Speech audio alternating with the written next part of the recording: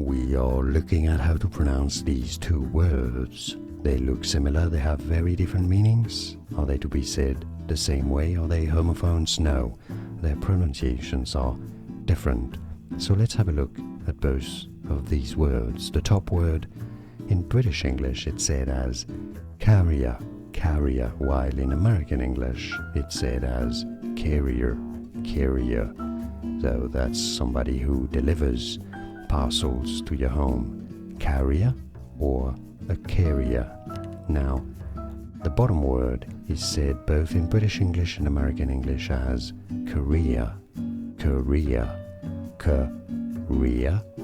In both British English and American English, that's your bottom word, career, which actually sounds more like the American English of said career, career.